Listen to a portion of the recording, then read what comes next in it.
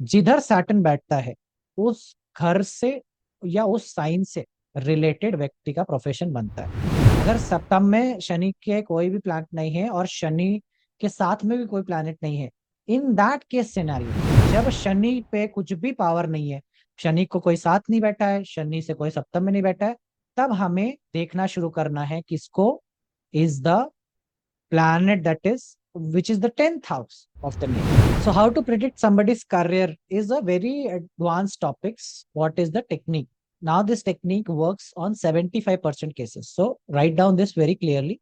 75% cases में ये काम करता है, because you have not learn other dimensions of ज्योतिष।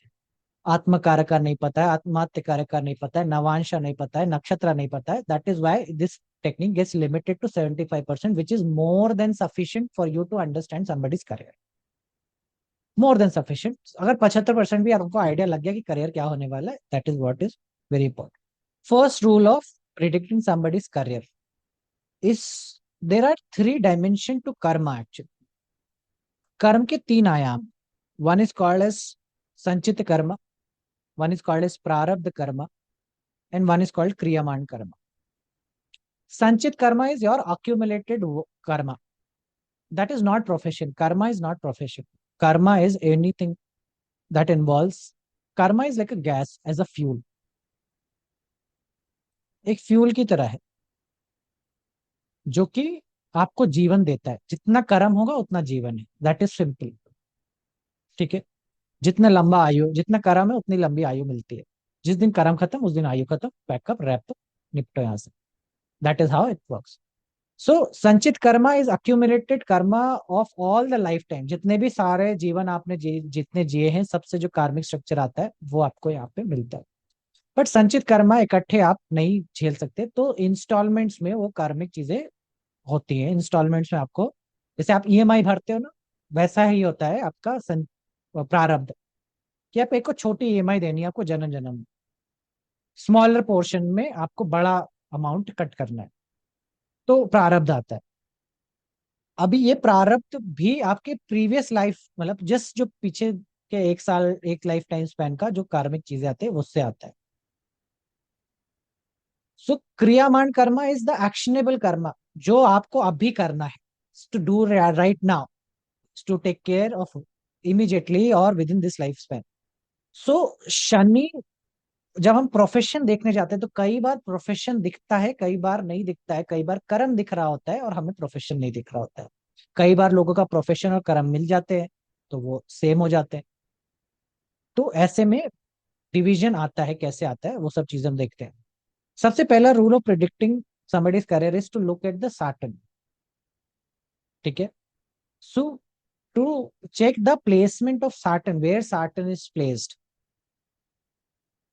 नंबर वन पॉइंट, जिधर Saturn बैठता है उस घर से या उस साइन से, उस घर से स्लैश उस साइन से रिलेटेड व्यक्ति का प्रोफेशन बनता है.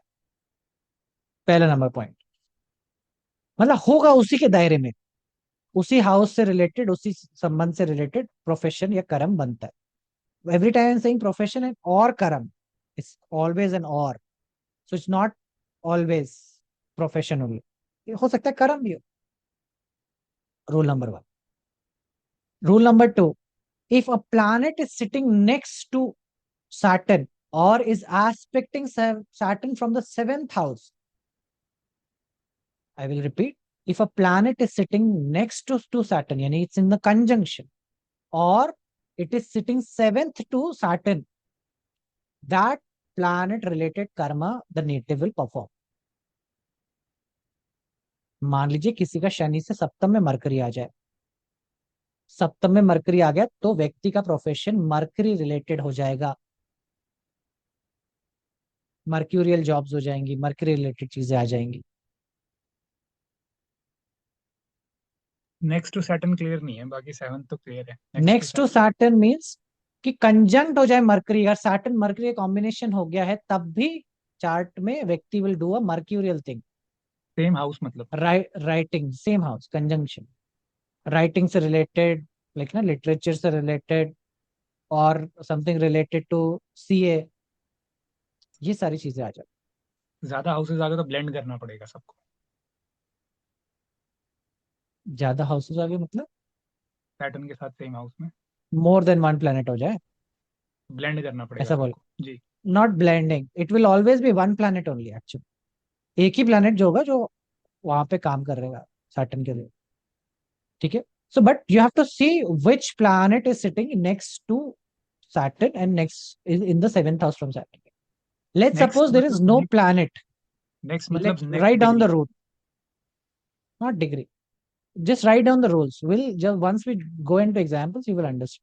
Third rule number third: if there is no planet sitting with the Saturn or not aspecting the Saturn, अगर सप्तम में शनि के कोई भी प्लैनेट नहीं है और शनि के साथ में भी कोई प्लैनेट नहीं है, in that case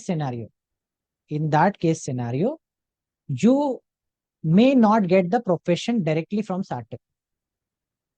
अब ये इसका एक क्लॉज है। क्लॉज मतलब कि अगर ऐसा नहीं होता है तो डायरेक्टली शनि से प्रोफेशन बता पाना मुश्किल हो जाए। समझ रहे? डायरेक्टली शनि से आप प्रोफेशन नहीं बता सकते। Then what to do? Then in that case you start looking at the 10th house. मतलब हमें 10th हाउस कब देखना शुरू करना है? जब शनि पे कुछ भी पावर नहीं है, शनि को कोई साथ नहीं बैठा है, शनि से कोई सप्तम में नहीं बैठा है, तब हमें देखना शुरू करना है किसको? Is the planet that is which is the 10th house of the native. 10th house में जो साइन है, the sign sitting in the 10th house or the planet sitting in the 10th house will now determine the profession of the native. The sign and the planet sitting in the 10th house will now determine the profession of the native. Point number 5: also look at the sign of Capricorn wherever it is sitting and whatever type of planet it is holding. It will determine the work area of the native. मतलब clause rule कहता है कि अगर 10वें घर मतलब शनि के साथ कोई प्लैनेट नहीं है, तब आपको 10वां घर देखना है। 10वें घर में बैठा साइन और 10वें घर का बैठा हुआ planet will determine the profession now. साथ ही आपको केप्रिकॉन देखना है, क्योंकि केप्रिकॉन में बैठा हुआ प्लैनेट और केप्रिकॉन का साइन उसका वर्क एरिया या कार्य क्षेत्र भी दिखाएगा। Then the sixth point says, never forget to look sixth from the moon. Moon से छठा घर को कभी देखना ना भूलें। दिस इज समथिंग जो कि हम लोग ने टॉरस के एग्जॉल्टेशन के टाइम पे देखा था कि टॉरस से एग्जॉल्टेशन में 6th हाउस में शनि बैठता है। तो हो ना हो, चंद्रमा से छठे घर में शनि के गुण आते हैं, कर्म के गुण आते हैं, प्रोफेशन के गुण आते हैं। So the profession should also be determined by the placement of the moon. Moon के प्लेसमेंट से डिटरमाइन करना चाहिए कि नेटिव का दिमाग किधर चलता है।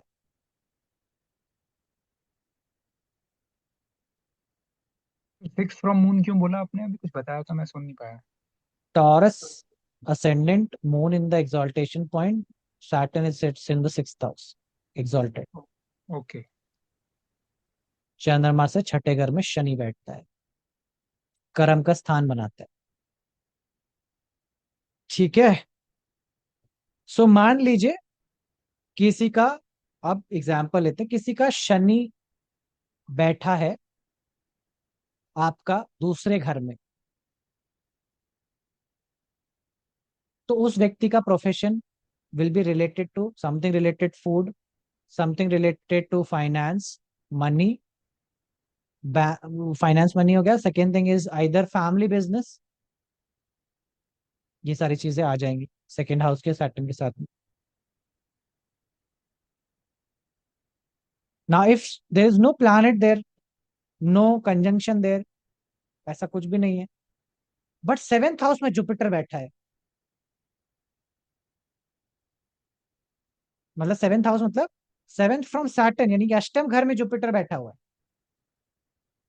सैटर्न है दूसरे घर में, वहां से सप्तम अष्टम भाव में बृहस्पति बैठा है, तो native will be a teacher. क्योंकि शनि को बृहस्पति कर्म देगा। जुपिटर सैटर्न का कंजंक्शन भी हो जाए सेकेंड हाउस में मान लीजिए, तो भी ऐसा व्यक्ति पंडित है, या पढ़ाने का काम करता है, या शिक्षा के संबंध में क्षेत्र में काम करता है, शिक्षा से संबंधित काम करता है।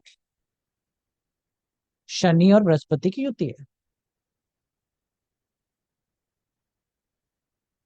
शनि मंगल हो जाए, शनि मंगल साथ हो जाए, शनि के सप्तम में मंगल बैठ जाए, सो ऐसा व्यक्ति या तो बॉडीगार्ड है, या प्रॉपर्टी गार्ड है। बॉडीगार्ड हो, प्रॉपर्टी गार्ड हो, या फिर जो अपना हाउस गार्ड हो, होम गार्ड जिसे बोलते हैं, वैसे कामों में आ जाए। Home guard, body guard, property guard, property related, construction related, body building related, physical related, ये सारी चीजों के रिलेटेड में प्रोफेशन आ जाएगा। He could be also in police also, army also, क्योंकि मंगल के कर्म अब शनि के साथ जोड़ने से बन जाएंगे।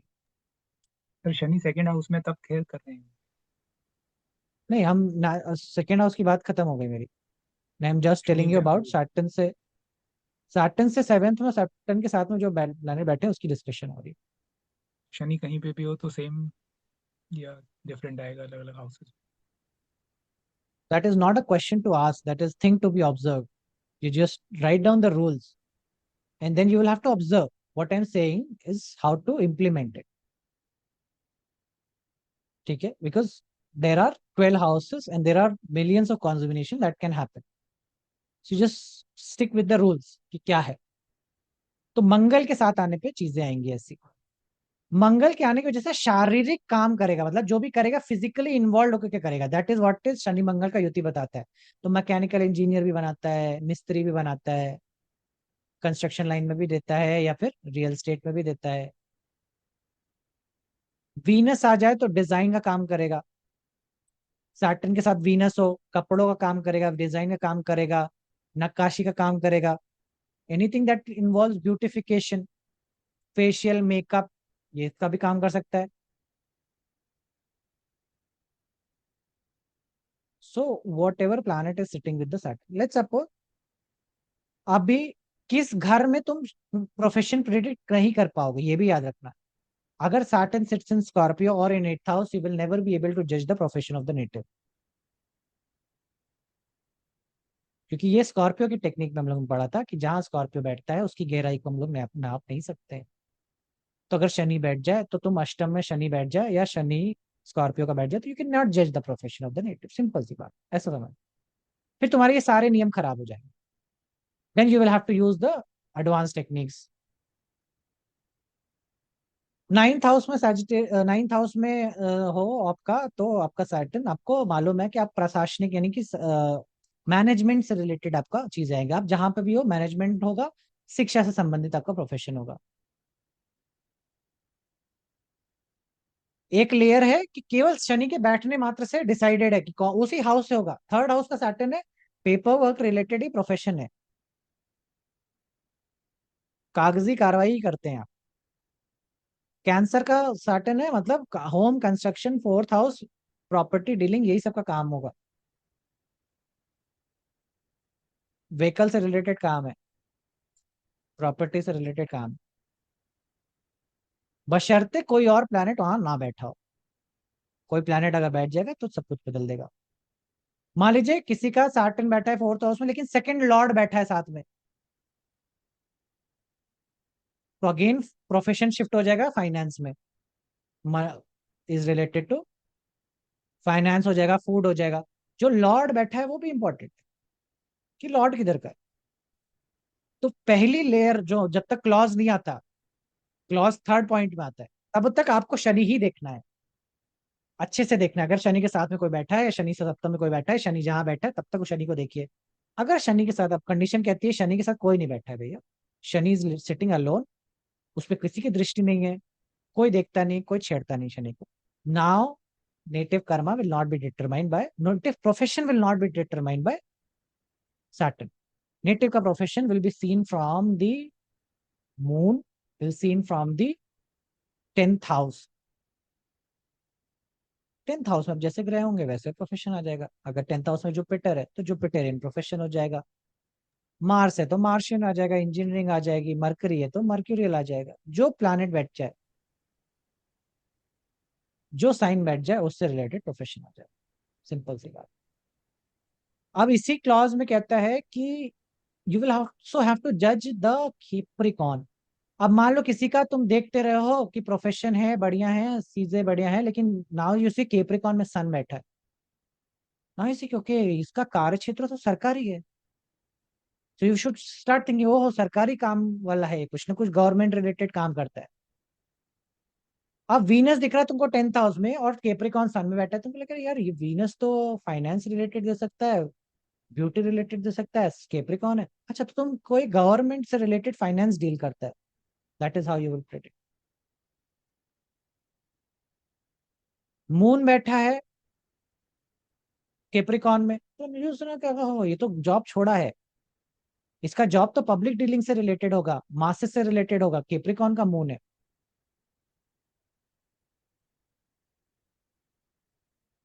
मून पढ़ाया था तो मैं बताया था, मासेस से रिलेटेड काम कराता एस्पेक्ट होगा तो भी। है। एस्पेक्ट होगा तो नहीं, मासेस से रिलेटेड चीजें कराएगा। तो नाउ यू सी कैप्रिकॉर्न में मून है तो नाउ यू नो कि एक तो स्विच करेगा, जो भी पढ़ा लिखा है उससे तो काम नहीं करने वाला ये कुछ और अपने ही उसका करेगा। और जब तक लोगों से इन्वॉल्व होकर नहीं करेगा तब तक नहीं करेगा। So now you have to judge based on the 10th house and the sign, and you will also have to look at the moon. अब तुम देख रहे हो कि यार सैटर्न सेकंड हाउस में है, कोई एस्पेक्ट नहीं है, कुछ नहीं है, जुपिटर बैठा है कैप्रिकॉर्न में। तो लेकिन यार ये हो सकता है सरकार में भी हो सकता है फाइनेंस में हो। बट तुम फिर मून देखो और मून मिल जाए तुमको सैजिटेरियस का, ओहो ये तो शिक्षा से संबंधित हो जाएगा ना, शिक्षा में बोलने का काम करेगा। सैटर्न सेकंड हाउस बोलने का काम करता है। और मून बैठा है गाने बजाने के, मतलब सॉरी गाने बजाने के, बैठा है 9th हाउस में ज्ञान के क्षेत्र में। दिमाग तो ज्ञान में चलता है, मन तो ज्ञान पे लगता है इसका, व्यक्ति का। तो मून जहां बैठा है वो भी डिटरमाइन करने में सक्षम है। सो प्रोफेशन ऑफ द नेटिव इस तरह से डिटरमाइन होगा, इन रूल्स का इस्तेमाल करके डिटरमाइन होगा।